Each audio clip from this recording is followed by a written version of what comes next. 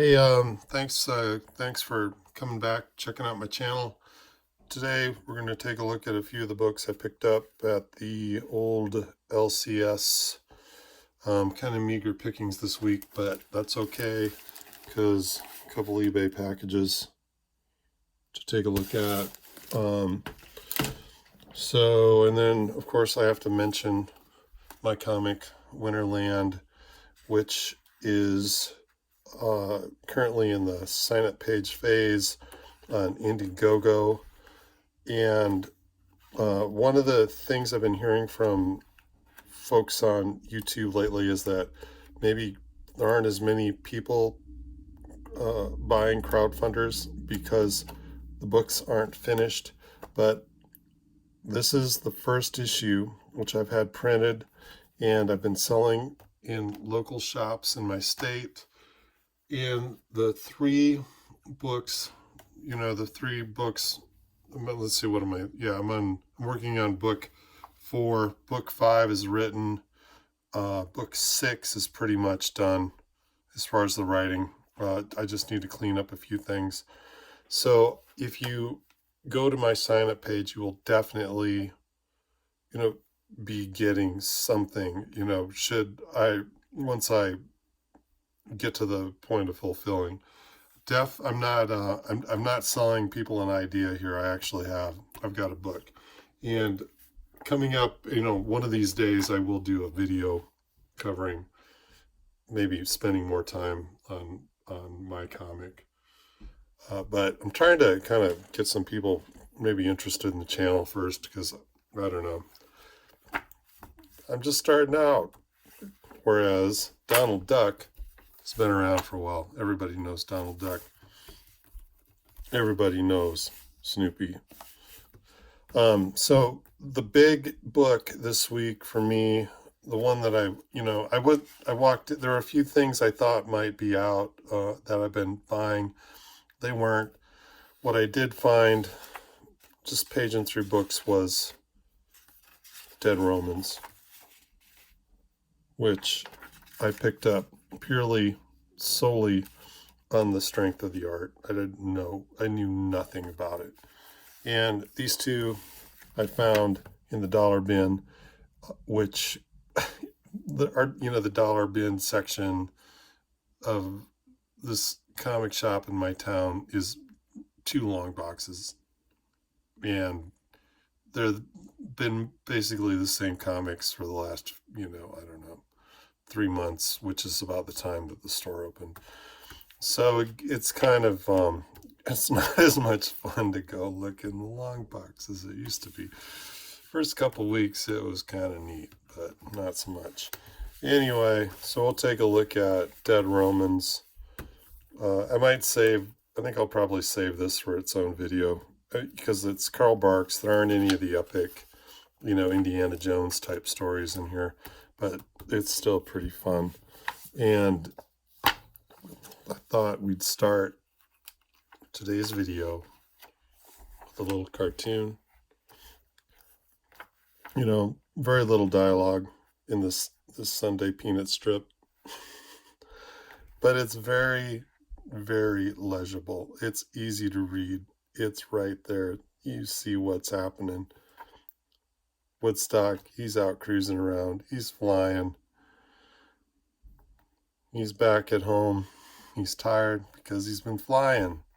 And so he takes a nap because he was tired from flying. So he's snoozing. Suddenly he wakes up, possibly sensing danger. Something's up. He turns around and bam! Woodstock is airborne, and not in the way that he's accustomed to being airborne. So anyway, the cause of all this ruckus was, of course, probably the Sunday paper. And here we have our punchline. Actually, Woodstock probably shouldn't have a paper delivered to his home. So this is hilarious, right? This is really good stuff. And there's no question as to what's going on. And I think that's, for the most part, that's a good thing. Sometimes maybe a little mystery, a little uncertainty, a little questioning by the reader is okay. But, I think maybe in a first issue, it's not the place for it. Not the place. Man, so I had a hard time sorting this one out. I don't mind admitting it because since I'm so late with this video, I was able to watch a couple other YouTubers who were having the same problem figuring out what the heck was going on. With that said, if you're out there, if there's any of these books still on the shelf, go ahead, pick it up, because it's worth it for the art. I'm going to keep this one on my desk, and I'll page through it in the morning for inspiration, I'm sure. But it was written by Fred Kennedy. I don't know much about him. Sounds like he has a podcast. Good for him. Podcasts are cool. I love podcasts. I haven't listened to one yet. I'll probably check it out. And Nick Marinkovic, who I looked online, couldn't find much. It sounds like maybe he's done some book illustration, but not so much in the way of comics. And with that said, I really didn't do a deep dive on either one of these guys. But it opens with, they're in Germania, okay? September, year 36 of the reign of Augustus. The call for aid had come from the north. Rome answered, and so the legions are marching. 3 legions, their camp followers, 50,000 children of the empire gone. So I'm assuming these guys were called by the 50,000 children of the empire who are sadly gone. But, I don't know. So right here, I'm assuming this is part of the caravan, the train, the convoy, the legion of legions marching north. And here we have what I believe is the seal of Rome, maybe a seal of the Senate, I don't know. I think Senatus Publicus Qua Romanus, maybe. Senate, people, the Senate, the people for Rome or of Rome. I don't know, it's been a while since I had my world history classes, but something to that effect, I believe. And so we have this character who I believe will become one of the main characters in the story. And she hears a disembodied voice, or I guess, but you are a queen, I am a slave. We have to, we'll figure out who's speaking here in a moment, but only a fool would think of you as a slave. You are a queen, my queen. And what we have are the voices of this character and her lover, or possibly somebody she's just very, very, very comfortable with. And when I first read through this, I really enjoyed the dialogue. It felt really natural. I was impressed by that. But then by the time I was at the end of the book, I was like, man, I think they should have taken a little bit of this, the dialogue, and maybe used it a bit to let us know what's going on. Because apparently what's happening, these circles, this is all meant to indicate her remembering a scene from her past, I believe probably her recent past, right? And so she's making love with her lover, whose name we don't get.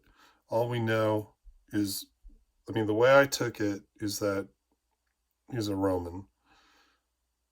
Turns out he is a Roman, sort of, but he's actually was born in Germania. He was a Germanian prince, and apparently he was born or raised in Rome and raised up to be part of the Legion, which I think was pretty common back then. If I remember right, all conquered territories of Rome were granted citizenship. And,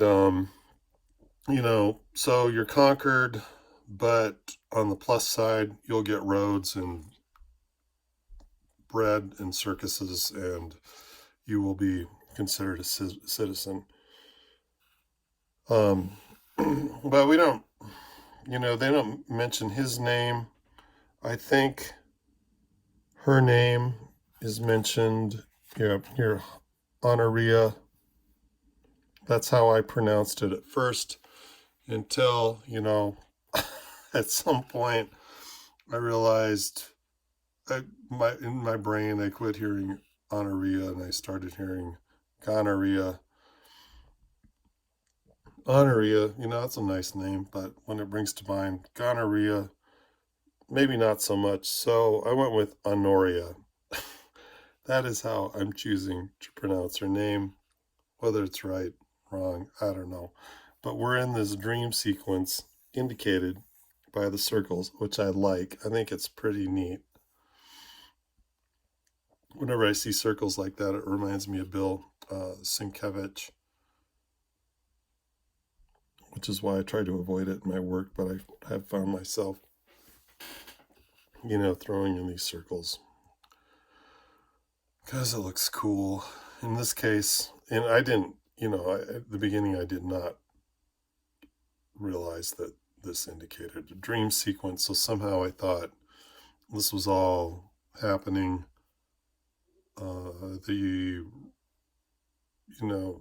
Sorry, I'm trying to cut down on the but bad habit. I'm working on it. I'm going to get a jar, put quarter in it every time I say it. And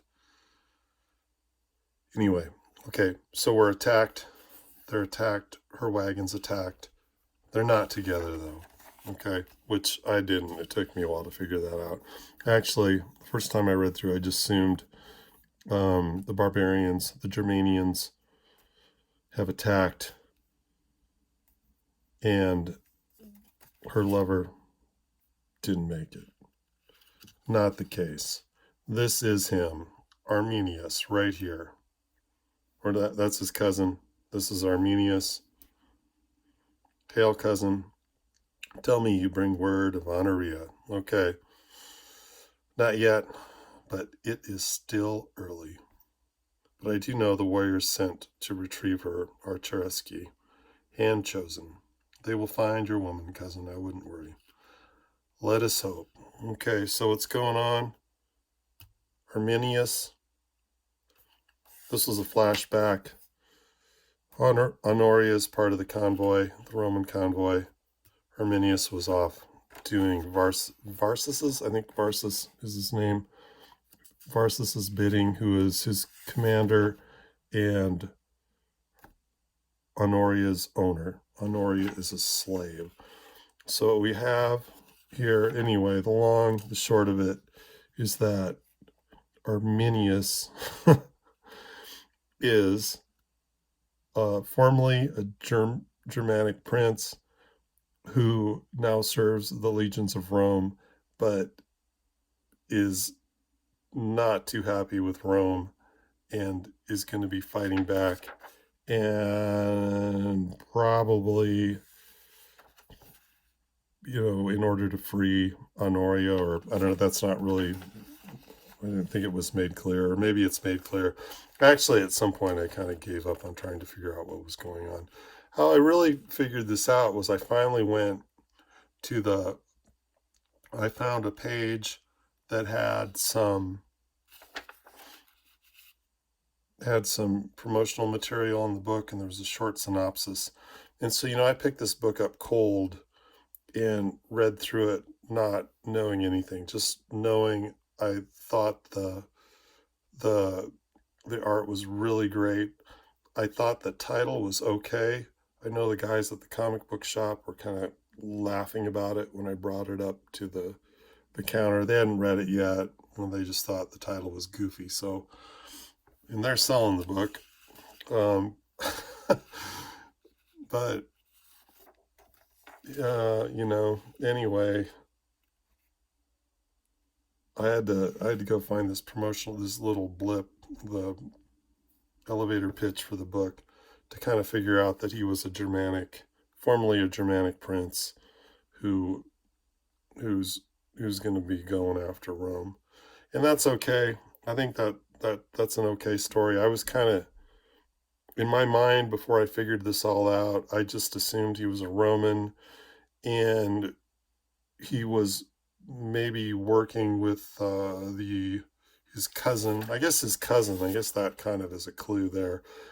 But I guess a lot of people call people their cousins that aren't their cousins. So you don't know. It didn't. It was a little too subtle for this guy. But I was thinking maybe this would turn into some kind of thing where, you know, he's fighting for Varsus, and Varsus is being Honoria's owner. There'd be this conflict, and so, but he's a great warrior, and Varsus can't just out and out kill him, so he does sneaky things like sends him to the front and pulls his men back, leaving him exposed, and he's, you know, stuff like that. I thought that sounded cool. So I don't know what they have planned for the story. I figure it must be done. It looks like you can already pre-order the trade paperback. So kind of de-incentivizes the buying of the book monthly, but I'll probably pick it up next month. I do really like the art. I like the textures he's getting. I've always liked this kind of geometric type look, that angular kind of line to describe his jaw is cool. All that's good. But anyway, we get to the end and Honoria lives. So yeah, for the artwork, it was good, and it was kind of fun sorting, through the book over and over, trying to figure out what was going on, but the payoff wasn't really, wasn't that great. And this was disappointing. There's preview pages, which is nice. Well, we get page 1, page 2, page 3, pages 4 and 5 of the following issue, which I guess I didn't do a page count, but I'm guessing this is like a 17, maybe a 20-page book. So rather than previews of art that we're going to see next month anyway, maybe a couple pages, but like some pinups would have been nice. Or even maybe if they reprinted the alternate covers, something. This is I didn't like it. I don't need that many. I don't need 5 pages of preview. I think that's ridiculous. I think it's kind of a bummer, especially on a book that's so strong in the area of art. And even if Minkovic, what's his name, Markinovic, didn't have time to come up with some art, maybe this guy, whoever did the cover, I don't think it's the same fellow. I'm sure it's not. But they could have, I would think Image could scrounge up some art for some pinups. They're raking in the big publishing bucks. I would have volunteered some art. Anyway, so that's my take on Dead Romans. I like that cover. So it looks like Honoria is going to be getting her hands dirty next week.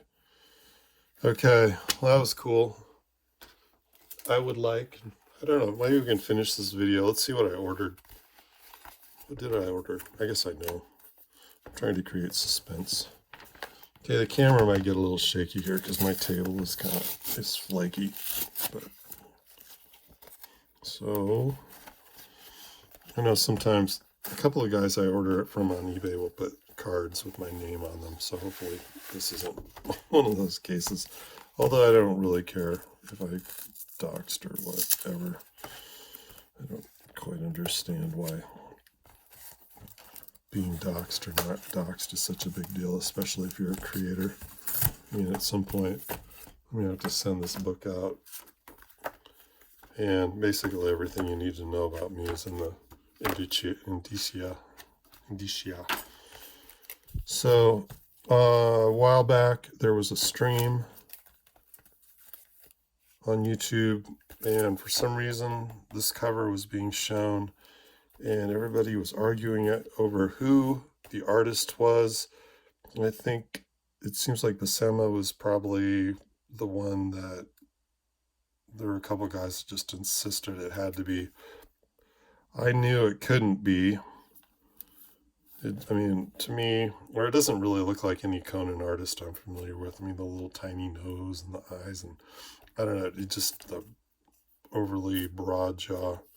But I really liked it. I thought the artwork looked very cool.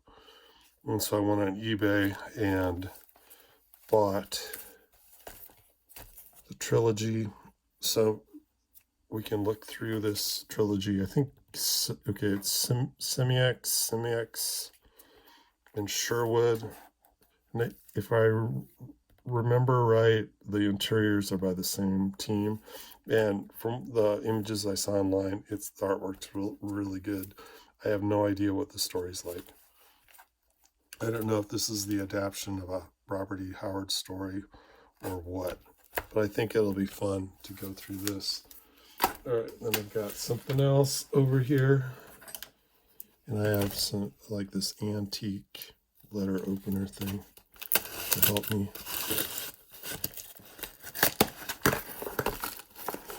I'm not opening. Ow! Oh, I got a guitar gig tonight. Okay. Yeah. I've been looking forward to this. I think this is going to be good. Norse Mythology, Volume 1. Gaiman, Russell. I'm kind of agnostic on Gaiman. There's some things he does that I really like, and some things he's done that just I find extraordinarily boring. But I figured P. Craig Russell, the artwork is going to be pretty extraordinary. And I guess I'm always, if it has anything to do with Norse mythology, I can usually get into it, especially if they're, going through the sagas. It's pretty something I can definitely enjoy, even if the artwork is lacking or the writing is maybe off.